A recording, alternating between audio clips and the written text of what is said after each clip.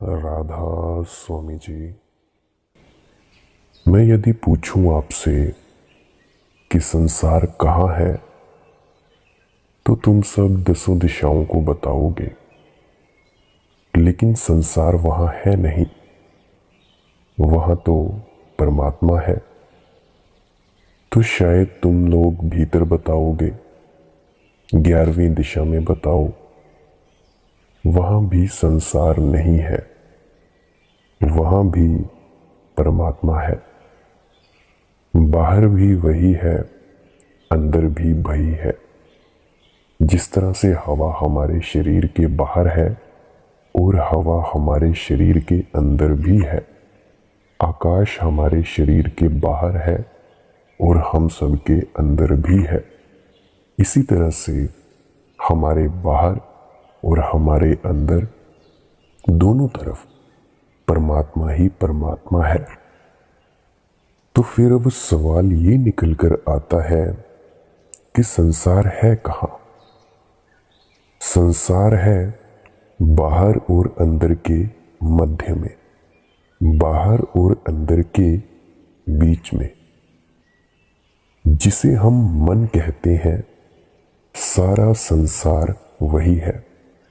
ये जरा ध्यानपूर्वक सुनने वाली बातें हैं, प्लीज इनको ध्यान से जरूर सुनिएगा। मन ना तो बाहर है और मन ना तो भीतर है।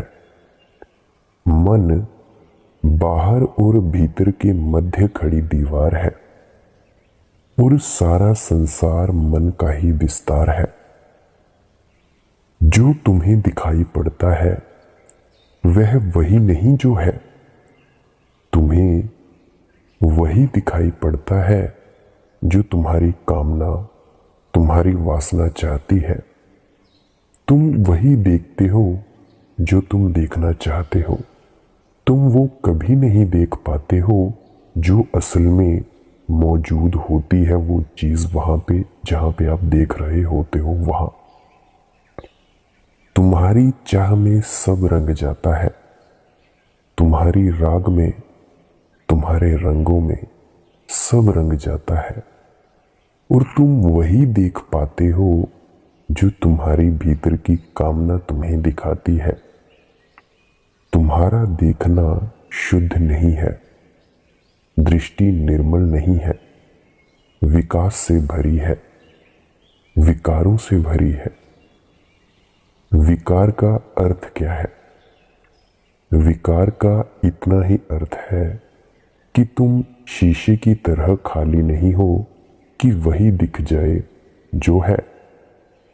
तुम्हें वही दिखाई पड़ता है जो तुम प्रक्षेप करते हो। कहीं सौंदर्य दिखाई पड़ता है, कहीं तुम्हें कुरूपता दिखाई पड़ती है, कहीं तुम्हें लाभ दिखाई पड़ता है, कहीं तुम्हें हानि दिखाई पड़ती है। ये सब तुम्हारी धारणाएं हैं, ये सब तुम्हारी वासनाएं हैं। शुद्ध सत्य सब तरह मौजूद है, बाहर और भीतर, पर मन सबको रंग डालता है। मैंने सुना है कि मुल्ला नसरुद्दीन एक दफ्तर में नौकर था। बूढ़ा आदमी, 70 साल उम्र थी उसकी, लेकिन पुराना नौकर, इसीलिए दफ्तर ने उसे जारी रखा। बहुत लोग थे दफ्तर में काम करने वाले, पुरुष से स्त्रियां थीं और स्त्रियों के संबंध में पुरुषों में अक्सर मजाक चलता रहता है। एक सुंदरतम स्त्री थी दफ्तर में। सावन का महीना आया तो उसने मुल्ला नसरुद्दीन को कहा कि मुल्ला साहिब, यहां और तो कोई दिखाई नहीं पड़ता जिसे मैं राखी बांधूं, और मेरा कोई भाई नहीं है, बस आप ही एक सरल मूर्ति दिखाई पड़ते हैं। तो परसों राखी का त्योहार आता है, मैं आपको राखी बांधूंगी, लेकिन ध्यान रहे 21 रुपए और साड़ी आपको देनी पड़ेगी। नसरुद्दीन थोड़ा चिंतित हुआ, माथे पर चिंता की रेखा आई। तो शायद उस स्त्री ने सोचा कि 21 रुपया और साड़ी महंगी मालूम पड़ती है, तो उसने कहा कि नहीं नहीं, उसकी फिक्र मत करिए, मैं तुम्हें मजाक कर रही थी। नसरुद्दीन ने कहा, सवाल ये नहीं है, आप गलत समझी। 21 की जगह 42 रुपए ले लेना, एक साड़ी की जगह 2 साड़ी ले लेना, लेकिन कम से कम रिश्ता तो मत बिगाड़ो। भीतर मन है, उसके अपने रोग हैं, उसके अपने रंग हैं। दूसरे को तो दिखाई नहीं पड़ते, तुम्ही को दिखाई पड़ते हैं। तुम्हारा मन दूसरों को दिखाई कैसे पड़ सकता है? तुम किस दुनिया में रहते हो वह किसी को भी पता नहीं चलता। तुम थोड़े से भरो तो तुम्हें को पता चलना शुरू होगा, और तुम्हारा मन सारी चीजों को रंग डालता है। किसी को तुम कहते हो मेरा, अपना, किसी को कहते हो तुम पराया, किसी को मित्र, किसी को शत्रु। कौन है मित्र, कौन है शत्रु? जो तुम्हारे वासनाओं के अनुकूल पड़ जाए वह मित्र, जो तुम्हारी वासनाओं के प्रतिकूल पड़ जाए वह शत्रु। कोई अच्छा लगता है, कोई बुरा लगता है। किसी के तुम पास होना चाहते हो, किसी से तुम दूर होना चाहते हो। ये सब तुम्हारे मन का ही खेल है। चेखोव रूस का एक बहुत बड़ा लेखक हुआ। उसने अपने संस्मरणों के आधार पर एक कहानी लिखी। उसके मित्र का लड़का कोई 10 साल पहले घर से भाग गया। मित्र अमीर था, लेकिन जैसे अक्सर धनी होते हैं, महाकंजूस था, कृपण था, और लड़के को बाप के साथ रासना पड़ी तो लड़का घर छोड़कर भाग गया। एक ही लड़का था। जब भागा था तब तो बाप में अकड़ थी, लेकिन धीरे धीरे अकड़ कम हुई। मौत करीब आने लगी। 10 साल बीत गए, लड़के के लौटने के कोई आसार ना मालूम पड़े। खोजने वाले भेजे, थोड़ा झुका बाप, क्योंकि वही तो मालिक है सारी संपदा का, और मौत कभी भी घट सकती है। कोई पता न चलता था, लेकिन एक दिन एक पत्र आया कि लड़का बहुत मुसीबत में है और पास के ही शहर में है। पिता को बुलाया है और कहा है कि अगर आप आ जाएं तो मैं घर लौट आऊंगा। अपने से मेरी आने की हिम्मत नहीं होती, अपराधी लगता हूं। तो बाप गया शहर, एक शानदार होटल में ठहरा। लेकिन रात उसने पाया कि होटल के कमरे के बाहर कोई खांसता खकरता, तो दरवाज़ा खोलकर उस आदमी से कहा कि हट जाओ यहाँ से, सोने दोगे या नहीं? लेकिन रात सर्द और बर्फ पड़ रही है और वह आदमी जाने को राजी नहीं है। तो उसने धक्का देकर उसे बरामदे के बाहर कर दिया। फिर जाकर वह आराम से सो गया। सुबह होटल के बाहर मैदान में भीड़ लगी पाई। कोई मर गया है तो वह भी देखने गया। कपड़े तो वही मालूम पड़ते हैं जिस आदमी को रात उसने बरामदे के बाहर निकाल दिया था। भीड़ में पास जाकर देखा तो चेहरा पहचाना पहचाना मालूम हुआ पड़ा। यह तो उसका लड़का है। अपने ही लड़के को रात उसने बाहर निकाल लिया। मन को पता न हो कि वह अपना है तो वह अपना नहीं है। मन को पता हो कि अपना है तो अपना है। सारा खेल ही मन का है। क्षण भर पहले कोई मतलब न था, यह आदमी मरा पड़ा था। भीड़ लग गई थी, लेकिन क्षण भर बाद अब बाप छाती पीट कर रो रहा है कि मेरा लड़का मर गया है, और अब यह पीड़ा जीवन भर रहेगी क्योंकि मैंने ही मारा। खेल सारा मन का है, और अभी सिद्ध हो जाए, कोई दूसरा आदमी आ जाए और कहे कि यह लड़का मेरा है, तुम्हारा नहीं, तुम भूल में पड़ गए, आंसू सूख जाएंगे, प्रफुल्लता वापस लौट आएगी। क्षण भर में सब बदल जाता है। मन का भाव बदला कि सब बदला। चेखोव ने एक और कहानी लिखी है कि 2 पुलिस वाले एक राह से गुजर रहे हैं और एक कुत्ते ने एक आवारा आदमी को काट लिया है। कुत्ता भी आवारा है। और उस आदमी ने उसकी टांग पकड़ ली है और होटल के पास भीड़ लगी है और लोग कह रहे हैं इसको मार ही डालो। ये दूसरों को भी सता चुका है। पता नहीं पागल हो। ये कुत्ता एक उपद्रव हो गया है इस इलाके में। पुलिस वाले भी दोनों उस भीड़ में खड़े हो गए। उनमें से एक बोला कि खत्म ही करो, क्योंकि हमको भी रास्ते पर चलने नहीं देता। कुत्ते कुछ सदा के खिलाफ है सन्यासियों, पुलिस वालों, पोस्टमैन से। जो भी किसी तरह का यूनिफॉर्म पहनते हैं उनके वे खिलाफ हैं। वे एकदम नाराज हो जाते हैं। हमको भी रात चलने नहीं देता, भौंकता है, उपद्रव मचाता है, मार ही डालो। तभी दूसरे पुलिस वाले ने गौर से कुत्ते को देखकर कहा कि सोच कर करना, यह तो पुलिस इंस्पेक्टर जनरल का कुत्ता मालूम पड़ता है, आवारा नहीं है। मैं भली भांति पहचानता हूं। सब रंग बदल गया। वह पुलिस वाला जो कह रहा था कि मार डालो, झपटा उस आवारा आदमी पर और कहा कि तुमने उपद्रव मचा रखा है, ट्रैफिक को रोक रखा है, छोड़ो इस कुत्ते को। जानते हो ये किसका कुत्ता है, कितना मूल्यवान है। कुत्ते को उठाकर उसने कंधे पर रख लिया और उस आवारा आदमी का हाथ पकड़कर कहा कि चलो पुलिस थाने।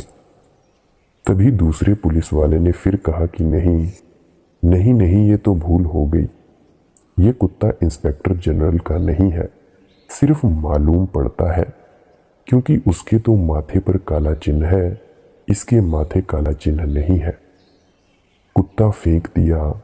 उस पुलिस वाले ने नीचे और कहा कि कहाँ का आवारा कुत्ता, और मैंने उठा लिया उसको और उस आदमी से कहा कि पकड़ उसको, खत्म कर इसको।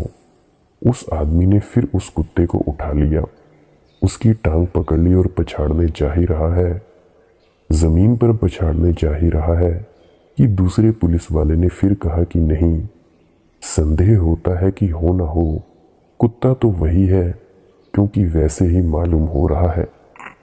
फिर बात बदल गई। फिर दोनों झपट पड़े उस आदमी पर कि तुझे लाख दफे कहा कि यहां पर उपद्रव मत कर, छोड़ इस कुत्ते को। फिर कुत्ता कंधे पर है। ऐसी वह कहानी चलती है, वह कई दफा बदलती है, और सारी जिंदगी ऐसी कहानी है। मेरा तो सब बदल जाता है, तेरा सब बदल जाता है, और जगत वही का वही है।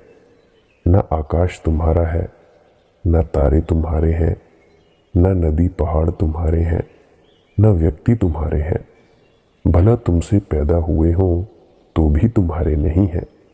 ना कोई अपना है, ना कोई पराया है।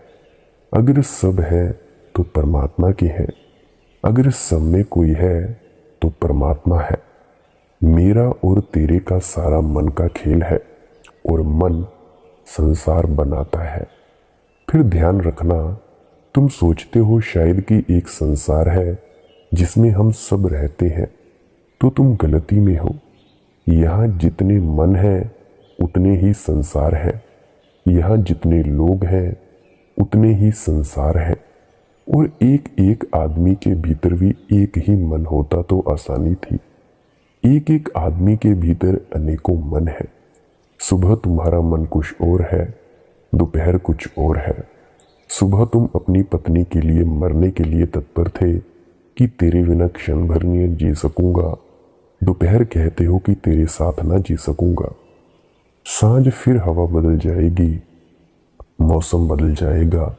सांझ फिर तुम बड़े प्रेम से पत्नी के पास बैठे हो, जैसे पुलिस वाला तुम्हारे कान में बार बार दोहराए जा रहा है कि यह अपनी है। फिर कहता है कि नहीं, अपनी नहीं है, दुश्मन है। इससे तो उपद्रव खड़ा हो गया है। पूरे वक्त तुम्हारा मन कुछ ना कुछ कहे जा रहा है, और मन भी एक नहीं है तुम्हारे भीतर, अनेकों मन है। महावीर ने कहा है, मनुष्य बहुचित्तवान है, पॉलीसाइकिक है। एक ही मन होता तो भी हल कर लेते, हजार मन है। इसीलिए तुम्हें कुछ भी भरोसा नहीं कि तुम किसकी मानकर चलो। तुम्हारे अंदर कोई एक आवाज नहीं है, हजार आवाजें हैं, सभी का मिश्रित कोलाहल है। एक बाजार हो तुम, एक भीड़ हो तुम, तो एक एक आदमी के भी बहुत से संसार हैं, और फिर इतने लोग हैं जमीन पर, इन सबके संसार हैं। सत्य दिखाई पड़ेगा तो एक होगा, असत्य व्यक्तिगत होते हैं, सत्य सार्वजनिक होता है। सत्य यूनिवर्सल है, सार्वभौम है। तुम्हारा सत्य और मेरा सत्य अलग नहीं हो सकता। तुम्हारा असत्य और मेरा असत्य अलग नहीं हो सकता। असत्य निजी होता है, प्राइवेट। सत्य तो निजी नहीं होता, सत्य तो सार्वभौम होता है। इसीलिए जहां भी तुम पाओगे कि तुम्हारे सत्य में किसी तरह का निजीपन है, वहीं संदिग्ध हो जाना। सत्य कहीं निजी हुआ है? सत्य तो सबका है, सच में सब है। इसीलिए अगर तुम कहो कि मेरा धर्म हिंदू है, तो संदिग्ध हो जाना। तुम्हारा धर्म तुम्हारे मन का खेल होगा, क्योंकि वह मुसलमान के विपरीत है। तुम्हारा धर्म अगर जैन है, तो वह हिंदू के विपरीत है। तुम्हारा धर्म अगर सिख है, तो वह जैन के विपरीत है। और अगर तुम सत्संग सेंटरों में जाते हो, तो तुम हिंदू, मुसलमान, सिख, ईसाई से विपरीत हो जाते हो और खुद को राधा स्वामी कहलाते हो। और धर्म तो सत्य का होगा, तुम्हारा और पराये का नहीं, मेरा और तेरा नहीं। जिस दिन व्यक्ति धार्मिक होता है, उस दिन उसके धर्म में सब लीन हो जाते हैं। सब कुरान, राधा स्वामी पुस्तकें, सब बाइबल, सब वेद। उस दिन उसके पास सार्वभौम सत्य होता है। लेकिन ये तभी हो पाता है जब मन खो जाता है। फिर से सुने, यह तभी हो पाता है जब हमारा मन खो जाता है। मन तो सार्वभौम में उठने ना देगा। मन ही संसार है। अमन संसार के पार हो जाना है। मन से मुक्त होना संसार से मुक्त होना है। और तब तुम्हारा सत्य तुम्हारा ना होगा, सभी का होगा। आदमियों का ही नहीं, वृक्षों का भी होगा, पत्थरों का भी होगा, चांद तारों का भी होगा। क्योंकि सत्य तो एक है। सत्य तो अस्तित्व का प्राण है। वह कोई मन की धारणा नहीं है, वह तो जीवन की धारा है। इसीलिए शुद्ध धर्म सिर्फ धर्म होगा, न हिंदू होगा, न मुसलमान, न सिख, न ईसाई। हिंदू, मुसलमान, ईसाई मन के खेल हैं। चर्च, मंदिर, मस्जिद, गुरुद्वारे मन की ही बनावटें हैं। वह मन का ही जाल है। तुमने धर्म तक को मन से देखा है, इसीलिए धर्म भी बंट गया। मन से तुम जो भी चीज देखोगे, वह उसी क्षण बंट जाएगी। मन बांटने की प्रक्रिया है। मन तोड़ने का एक ढंग है। तुमने कभी कांच का टुकड़ा देखा हो, जिसे प्रिज्म कहते हैं? उसमें से सूरज की किरण निकालो, वह 7 रंगों में टूट जाती है, इंद्रधनुष बन जाता है। टुकड़े के पहले, कांच के टुकड़े से गुजरने के पहले तो किरण एक थी, शुभ्र थी, श्वेत थी। टुकड़े से गुजरते ही 7 हिस्सों में टूट जाती हैं। सतरंगा जाल फैल जाता है, इंद्रधनुष बन जाते हैं। मन कांच का टुकड़ा है, प्रिज्म है। जीवन, चेतना की किरण कांच के इस टुकड़े में से निकलकर 7 रंगों में टूट जाती है। उसका श्वेतपन खो जाता है। उसकी निर्दोषता, सरलता, कुंवारापन खो जाता है। फिर 7 रंग हो जाते हैं। संसार यानी 7 रंग। संसार यानी मन के द्वारा देखा गया सत्य। संसार यानी धारणाओं, वासनाओं, कामनाओं के पद के पीछे से झांका गया परमात्मा। मन धोखा है, और मन के धोखे से संसार की विराट भ्रांति पैदा होती है। मन ना तो भीतर है, क्योंकि भीतर तो परमात्मा है, और मन ना बाहर है, क्योंकि बाहर भी परमात्मा है। तो मन दोनों के बीच में है। मन का हम क्या कहें? हिंदुओं ने माया कहा है। माया शब्द समझने जैसा है। माया का मतलब झूठ नहीं होता। माया का मतलब भ्रम नहीं होता। माया का मतलब होता है सच और झूठ के बीच, भ्रम और यथार्थ के बीच। मन को बिल्कुल झूठ भी तो नहीं कह सकते, क्योंकि है।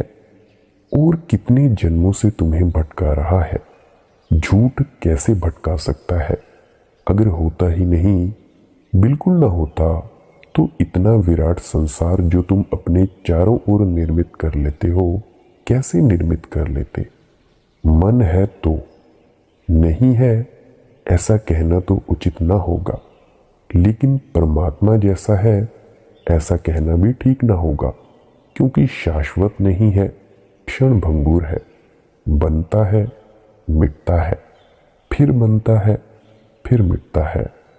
सागर की तरह नहीं है, बुलबुले की तरह है। बुलबुला उठता है, फूटता है, बनता है, मिटता है। और बुलबुले से अगर तुमने संसार को देखा तो तुम ना तो बाहर जीते हो ना भीतर जीते हो।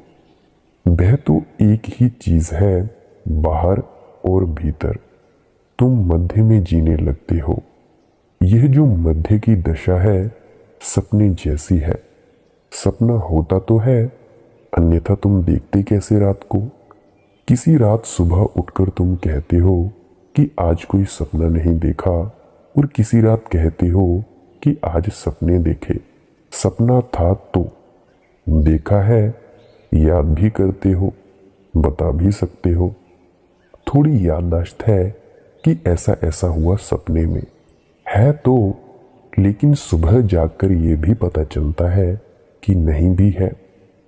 सपना बड़ी बेबूझ पहेली है कहो तो गलत, नहीं है कहो तो गलत। कुछ ऐसा ही है जैसा भी, और कुछ ऐसा है कि नहीं है जैसा भी। मध्य में है, आधा आधा है। आधा सच है, आधा झूठ है। थोड़े से गुरु उसमें सच्चाई के हैं क्योंकि देखा है, और थोड़े से गुण उसमें असत्य के हैं क्योंकि पाया नहीं है। देखा पाया और पाया नहीं गया, यह सपना है। देखी गई और पाई नहीं गई, यह माया है। देखा गया और कभी उपलब्ध ना हुआ, यह संसार है। इन तीनों चीजों को ठीक ठीक समझ लेना जरूरी है। फिर से कह रहा हूं, देखा गया और पाया नहीं गया, यह है सपना। देखी गई और पाई नहीं गई, यह माया है। देखा गया और कभी उपलब्ध ना हुआ, यह संसार है। हमेशा लगा कि है, और जब भी पास गए तो पाया कि नहीं है। दूर से मालूम पड़ा, पास आकर खो गया। इंद्रधनुष दिखाई पड़ता है, तुम जरा पास जाने की कोशिश तो करो। जैसे जैसे तुम पास जाओगे, इंद्रधनुष खोने लगेगा। अगर तुम ठीक वहीं पहुंच जाओ जहां इंद्रधनुष था, इंद्रधनुष खो जाएगा। दूर से ही दिखाई पड़ता है, दूरी चाहिए, पास आने से मिट जाता है। सपना, सपने में तुम मूर्छित रहो तो दिखाई पड़ता है, होश आ जाए तो टूट जाता है। इतना भी होश आ जाए कि मैं सपना देख रहा हूं, सपना टूट जाता है। गुरुजीएफ अपने शिष्यों को कहता था कि जब तक तुम सपना ना तोड़ पाओगे, तब तक तुम माया भी ना तोड़ पाओगे। और वह ठीक ही कहता था, और उसने बड़ी अनूठी प्रक्रिया खोजी थी। वह कहता था कि तुम संसार को ना तोड़ पाओगे, ना संसार से मुक्त हो पाओगे, अभी तुम सपने से नहीं मुक्त हो सके। संसार से मुक्त होना तो बड़ी दूर की बात है। संसार तो बहुत विराट सपना है जिसे तुमने जन्मों जन्मों से देखा है। इतनी बार देखा है कि वह तुम्हारे देखने देखने से सत्य हो गया है। इतनी परतें जम गई हैं तुम्हारे अनुभव की संसार के साथ कि आज बिल्कुल असंभव है मानना कि नहीं है। पहले तुम सपना तोड़ो। तो गुरजीफ कहता था अपने साधकों को, वह मैं तुमसे भी कहता हूं, बड़ा कीमती प्रयोग है, करो तो बड़े परिणाम हो सकते हैं। सोते वक्त रोज 5 मिनट 5-7 मिनट, जैसे ही तुम्हें नींद आने लगे और नींद आने के करीब है, 5-7 मिनट में आ जाएगी, तुम एक बात भीतर स्मरण रखने की कोशिश करो कि जो भी मैं देखूंगा जानूंगा कि यह सपना है। जो भी मैं देखूंगा जानूंगा कि यह सब सपना है। 3 महीने तक कोई परिणाम नहीं होंगे। 3 महीने तक तुम दोहराओगे, लेकिन रात सपने में भूल जाओगे। सुबह उठकर याद आएगी कि सोचा था, जो भी देखूंगा स्मरण रखूंगा कि सपना है, लेकिन स्मरण ना रहा, सपने ने पकड़ लिया। लेकिन 3 महीने के बाद धीरे धीरे थोड़ी थोड़ी भान की अवस्था आनी शुरू होगी। थोड़ा सा शक पैदा होना शुरू होगा, थोड़ा सा संदेह सरकेगा, सपना भी चलेगा और थोड़ी सी भीतर बेचैनी मालूम होती कि कुछ तो गड़बड़ है। अभी साफ नहीं होगा कि सपना है, लेकिन एक बेचैनी कुछ है जो ठीक नहीं मालूम पड़ रहा, कुछ गड़बड़ है, कुछ उलझ रहा हूं जाल में। ऐसा ही एक धीमा धीमा बोध उठना शुरू होगा। अगर तुमने सतत प्रयास जारी किया तो तुम धीरे धीरे पाओगे 6 महीने पूरे होते होते किसी दिन अचानक ठीक सपने में, बीच सपने में नींद न टूटेगी और तुम जाग जाओगे। क्योंकि नींद टूट जाए फिर तो कोई मतलब नहीं। नींद टूट जाए तब तो किसी को भी पता चल जाता है कि सपना था, लेकिन वह पता चलता है सपने के संबंध में जो हो चुका है उसका कोई मूल्य नहीं है। मूल्य तो वर्तमान का है, अभी इसी क्षण का है। एक दिन तुम पाओगे, 3 और 6 महीने के बाद किसी दिन अचानक तुम पाओगे कि नींद तो लगी है, तुम भीतर जाग गए, तुम देख रहे हो कि यह सपना है। जैसे ही तुमने देखा है कि यह सपना है, सपना खो जाता है, खाली जगह छूट जाती है। और कहां से सपना तिरोहित होता है और वह जो खाली जगह छोड़ जाता है वही अमन है। वह पहली झलक है नो माइंड की, मन के ना होने की पहली झलक है। फिर इसको तुम बढ़ाए चले जाओ, धीरे धीरे ये रोज का क्रम हो जाएगा। जैसे ही सपना पड़ेगा, कोई भी सपना पकड़ेगा, क्षण भी ना बीतेगी तुम जाग जाओगे। सपना टूट जाएगा, नींद जारी रहेगी और तुम पाओगे कि नींद में अगर सपना टूट जाता है तो जागने में विचार टूटने लगते हैं।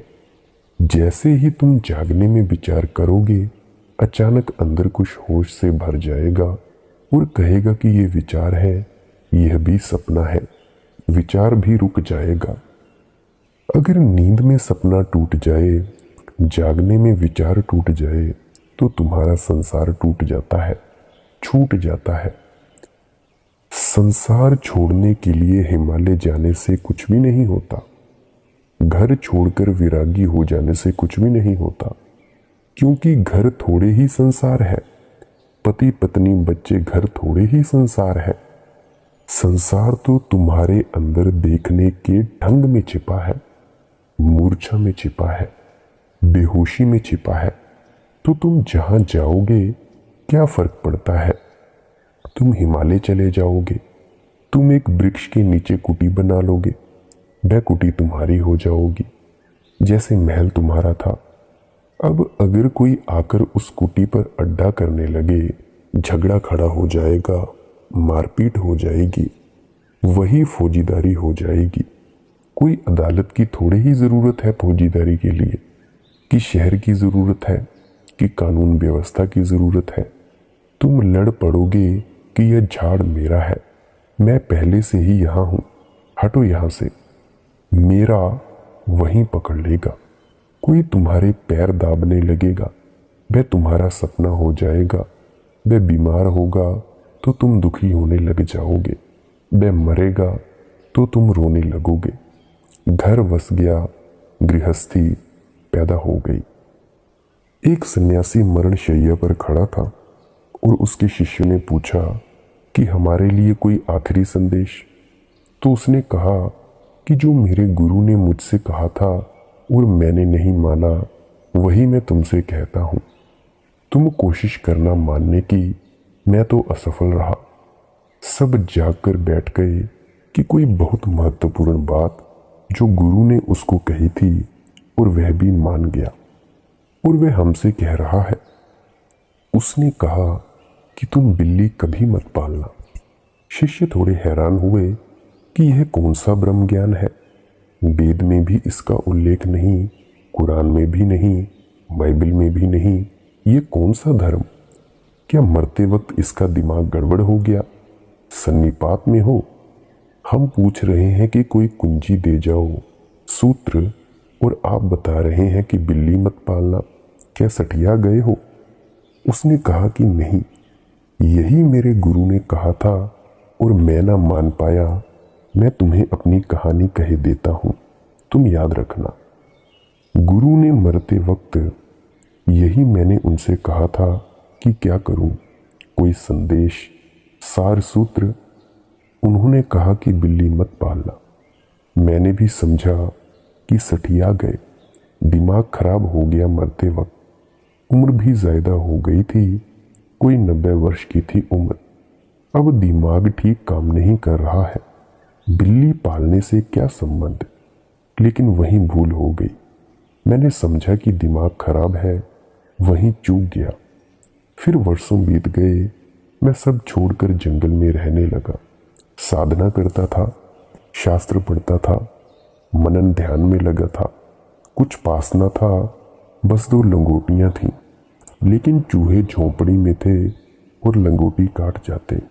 तो मैंने गांव के लोगों से कहा, जो आते थे कभी कभी भोजन लेकर, फल लेकर, कि क्या करूं? उन्होंने कहा कि एक बिल्ली पाल लो। और मुझे याद भी ना आई कि मरते वक्त गुरु कह गया कि बिल्ली मत पालना। बात कुछ कठिनाई की भी ना लगी, सीधी साफ थी, निर्दोष थी। बिल्ली पालने में झंझट भी क्या? बिल्ली कोई गृहस्थी है? कोई ज्ञानी नहीं कह गया कि बिल्ली में गृहस्थी है। ज्ञानियों ने कहा कि पत्नी मत पालना, पत्नी मत पालना। बिल्ली मत पालना किसी ने कहा है? और बिल्ली से अपना क्या लेना देना? चूहों और बिल्ली का निपटारा हो जाएगा। बात जंची, बिल्ली पाल ली। लेकिन बड़ी कठिनाई हुई। बिल्ली को कभी चूहे मिलते, कभी नहीं मिलते। बिल्ली भूखी रहती तो उसको भी पीड़ा होती है। उसने गांव के लोगों से कहा कि क्या करूं? उन्होंने कहा कि ऐसा करो, एक गाय ठीक रहेगी, आपके भी काम आ जाएगा दूध, और बिल्ली के भी काम आ जाएगा। स्वभावतः गाय पाल ली गई। अब गाय के लिए घास चाहिए था। कभी गांव के लोग लाते, कभी ना भी लाते। तो उसने कहा कि अब ये बड़ी मुसीबत हो गई। अब गाय की चिंता करनी पड़ती है। घास चाहिए, भोजन चाहिए, पानी चाहिए। उसने कहा कि आप ऐसा करो कि बैठे बैठे कुछ काम भी तो नहीं है, थोड़ा घास के बीज बो दो, थोड़े गेहूं भी डाल दो, आपके भी काम आ जाएंगे, बिल्ली के भी काम पड़ेंगे, गाय के भी काम पड़ेंगे। रास्ता खुल गया बिल्ली से। गाय आई, खेत लग गया। लेकिन कभी सन्यासी को तबीयत ठीक ना होती तो भी मजबूरी से खेत पर काम करना पड़ता। पानी देना है या बीज बोने का वक्त आ गया। धीरे धीरे खेती महत्वपूर्ण हो गई। ध्यान धारणा कोने में पड़ गए। समय ही नहीं मिलता। कभी वर्षा ना होती तो पानी खींचना पड़ता। लोगों से पूछा कि अब क्या करना, मैं बूढ़ा भी हुआ जाता हूँ। लोगों ने कहा कि ऐसा करो, गांव में एक लड़की है, उम्र भी ज्यादा होगी, विवाह होता नहीं, उसको आपकी सेवा में छोड़ देते हैं। कोई खतरा दिखाई नहीं पड़ा। लड़की सेवा में आ गई। लड़की खेत भी संभालने लगी, बिल्ली की भी देखभाल करती, गाय की भी देखभाल करती, सेवा वही करती। थक जाती तो पैर भी दबाती, दवा भी देती। धीरे धीरे मोह जगा, प्रेम बना, बिल्ली सब ले आई, पूरा संसार ले आई। आखिर एक दिन गांव वाले खुद ही आ गए कि अब यह ठीक नहीं है, क्योंकि आप एक रोग बन गया है, यह जरा अनैतिक है, तो आप शादी ही कर लो। जब रोग बन ही गया, सन्यासी ने कहा कि बात भी ठीक है। शादी हो गए, बच्चे हो गए। मरते वक्त उसे याद आया कि गुरु ने कहा था बिल्ली मत पालना। उसने कहा कि मैं तुमसे भी कहता हूँ कि बिल्ली मत पालना, और ध्यान रखना कि मैंने भी यही भूल की थी। समझा था कि गुरु सठिया गया। डर है कि तुम भी यही सोचोगे और बिल्ली पाल लोगे। असल में गुरु ने जरा गलत बात बताई। अगर मैं होता तो उससे कहता कि लंगोटी मत रखना, क्योंकि बिल्ली तो जरा दूर का मामला है। लंगोटी हो तो चूहे आएंगे, चूहे हो तो बिल्ली आएगी। वह लंगोटी से असल में झंझट शुरू हुई। तुम अगर किसी को समझाओगे तो लंगोटी का बताना, बिल्ली का मत बताना। वह सूत्र काम नहीं पड़ा। असल में कोई भी एक चीज सब ले आती है, क्योंकि संसार का सवाल नहीं, मन का सवाल है। तुम कहाँ भाग कर जाओगे? तुम जहां भी जाओगे, कम से कम तुम तो रहोगे। तुम ही लंगोटी हो, और अगर तुम हो तो सब है।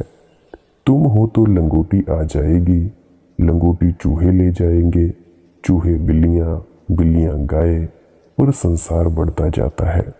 तुम्हें पता भी नहीं चलता, एक एक कदम बढ़ता जाता है। इतना आहिस्ते आहिस्ते बढ़ता है कि तुम्हें पता भी नहीं चलता कि कोई बढ़ती हो रही है। कभी एकदम से तो संसार तुम्हारे ऊपर झपटता नहीं। अगर लंगोटी से सीधी पत्नी आई होती तो दिखाई पड़ जाता, क्योंकि बीच में एक छलांग होती, सीढ़ियां थी। संसार सीढ़ियों में आता है और परमात्मा छलांग में। संसार के आने का ढंग और क्रम है, और परमात्मा के आने का ढंग और अक्रम है। संसार धीरे धीरे आता है, क्योंकि अगर छलांग से आएगा तो सोए हुए लोग भी जग जाएंगे। परमात्मा छलांग से आता है, क्योंकि सोयों को जगना ही है, सोयों को सुलाए नहीं रखना है। इसीलिए जीवन की जो परम धन्यता है वह एक छलांग में हो सकती है, और जीवन का जो रोग है, नरक है, इंच इंच आता है, धीरे धीरे आता है। वह इतने चुपचाप आता है कि उसकी पग ध्वनि भी सुनाई नहीं पड़ती। कहाँ से आता है यह भी समझ में नहीं आता। लंगोटी मत पालना। लेकिन अगर तुम हो तो लंगोटी तो आएगी। जब तक तुम ना मिट जाओगे तब तक संसार नहीं मिट सकता। तुम यानी तुम्हारा मन, तुम यानी तुम्हारा अहंकार, तुम यानी तुम्हारा ये भाव कि मैं हूं। जहां मैं है वहां संसार है, जहां मैं नहीं वहां संसार नहीं। इसीलिए ध्यान रखो, जिन जिन चीजों से तुम्हारा मैं बढ़ता हो, जिन जिन चीजों से तुम्हारे मैं को शक्ति मिलती हो, अहंकार पुष्ट होता हो, उनसे सावधान भर सकता है। सावधान होना। तुम्हारे पास लाखों रुपए हैं, वह तुम्हारी अकड़ है। तुम छोड़ दो लाखों रुपए, तुम्हारी नई अकड़ पैदा हो जाएगी कि मैंने लाखों छोड़ दिए, और दूसरी अकड़ पहले से ज्यादा होगी, क्योंकि लाखों तो कई के पास है, लेकिन लाखों छोड़ने वाले कई नहीं है। वे तो बहुतों के पास है। उस अकड़ में कोई जान नहीं है, लेकिन लाखों छोड़ने वाले तो विरले हैं। तब अकड़ और बढ़ जाएगी। ध्यान रखना, अगर तुमने अहंकार के प्रति जागरण न संभाला तो तुम जो करोगे वह अहंकार से ही होगा। भोग भी, त्याग भी, संसार भी, वैराग्य भी, और तुम्हारा अहंकार तो पुष्ट होता चला जाएगा। शरीर को हो सकता है तुम मार डालो बिल्कुल, लेकिन मन तुम्हारा बढ़ता जाएगा। साथ संगत जी, इसीलिए हमें इस बात को बड़ा ध्यान से समझ लेना ज़रूरी है कि मन क्या है और संसार क्या है। मेरे ख्याल से आप समझ पाए होंगे कि हमारा संसार कैसे बनता है। अगर आपका कोई प्रश्न हो ध्यान से रिलेटेड तो कमेंट सेक्शन में लिख सकते हैं, या डिस्क्रिप्शन में दिए गए टेलीग्राम को ज्वाइन करके वहाँ पे मेरा नंबर होगा, वहाँ पर कॉल कर सकते हैं दिन के 2 से 7 बजे तक। और अगर मेरे से इस वीडियो में किसी भी प्रकार की भाषा शैली में गलती हो गई हो तो उसके लिए माफ़ी चाहता हूँ। आपने इतना वक्त दिया, इसके लिए बहुत अनुग्रहित हूँ। अगर आपको इस वीडियो से थोड़ा सा भी समझ आए तो मेरी यही निवेदन प्रार्थना है कि अपने मित्रों और परिजनों तक इस वीडियो को ज़रूर साझा करें। अंत में आपके भीतर बैठे परमात्मा को प्रणाम करता हूँ। मेरा प्रणाम स्वीकार करें। राधा स्वामी जी।